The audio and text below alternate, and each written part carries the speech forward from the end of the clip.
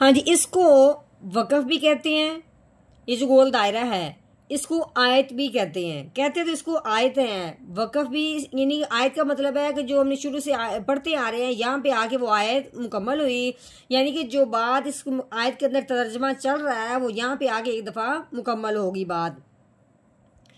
तो वक़फ़ हमने करना है पढ़ने के लिहाज से, अरबी पढ़ने के लिहाज से। तो वक़फ़ किस तरह करते हैं, जब ये गोल दायरा आ जाए, आयत आ जाए, वक़फ़ आ जाए, तो जो वक़फ़ के साथ वाला हरफ होता है ना, यानी कि आयत का आखिर वाला जो हरफ होता है उस हरफ को साकिन कर देते हैं अगर वो साकिन ना हो। अब साकिन किसको कहते हैं, जिसके ऊपर ये जज़म आ जाए। अब ये जज़म वाव के ऊपर आई हुई है, नून के ऊपर नहीं आई। हरफ आखिर वाला जो बनता है वो नून बनता है, नून के ऊपर ज़बर लगी हुई है। तो अब हमने क्या करना है कि नून को साकिन करना है। नून साकिन नहीं है, अगर तो वो पहले से साकिन हो फिर वैसे के वैसे हरफ दोबारा पढ़ा जाता है, सिर्फ अपने लहजे में फ़र्क लेके आते हैं। अब हमने क्या करना है, ज़बर को हटा देना है वक़फ़ की वजह से और इसको साकिन कर देना है। तो पढ़ना कैसे है, तो पहले ऐसे पढ़ना है, नून ज़बरना युखसिरूना, आगे वक़फ़ युखसिरून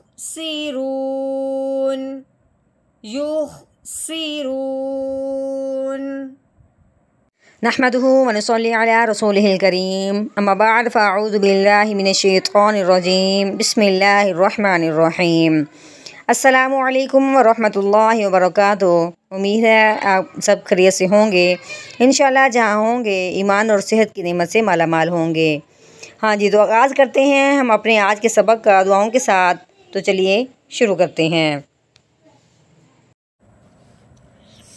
अल्लाहुम्मा सल्ली अला सय्यिदिना व मौलाना मुहम्मदिन व अला आलि सय्यिदिना व मौलाना मुहम्मदिन व बारिक व सल्लिम।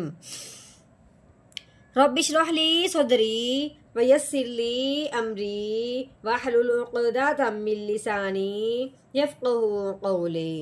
Rabbi ज़िदना इल्मा, rabbi ज़िदना इल्मा, rabbi ज़िदना इल्मा। अऊज़ु बिल्लाहि मिनश शैतानिर रजीम, बिस्मिल्लाहिर रहमानिर रहीम। हाँ जी, ये अलिफ है, अलिफ के ऊपर ज़बर आ गई तो अलिफ हमज़ा बन गया।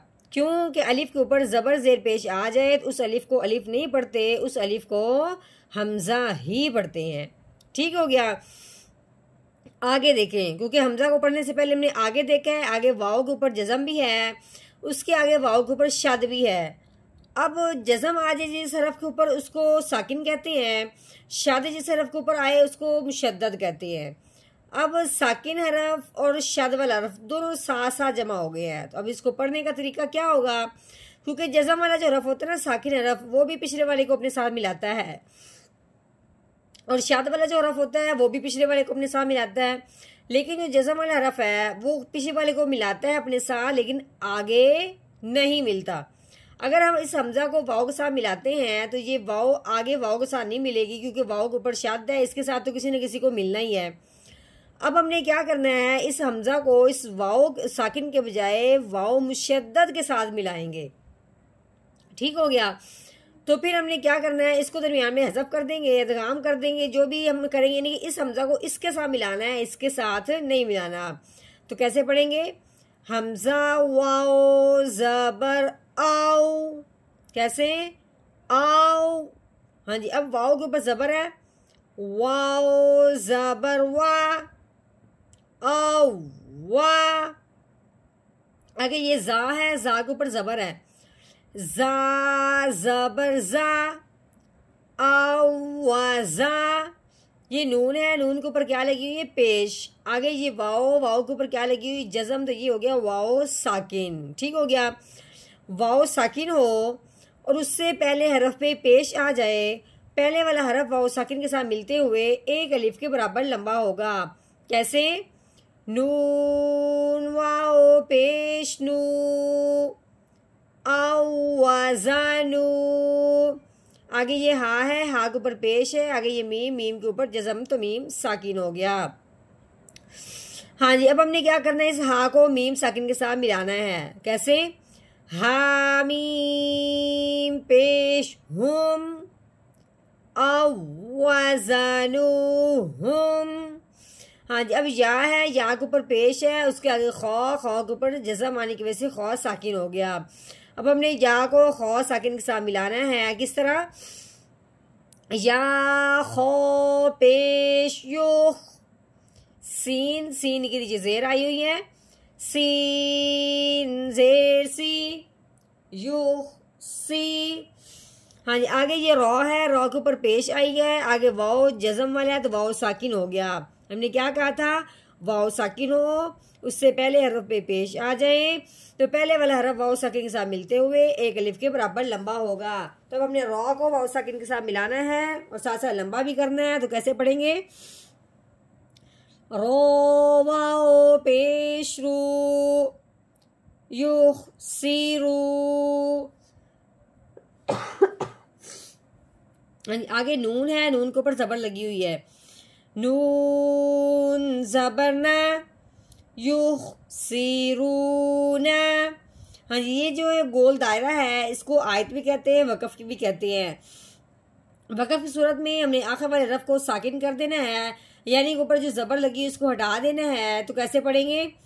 आगे वक़फ़ युख सीरून, युख सीरून।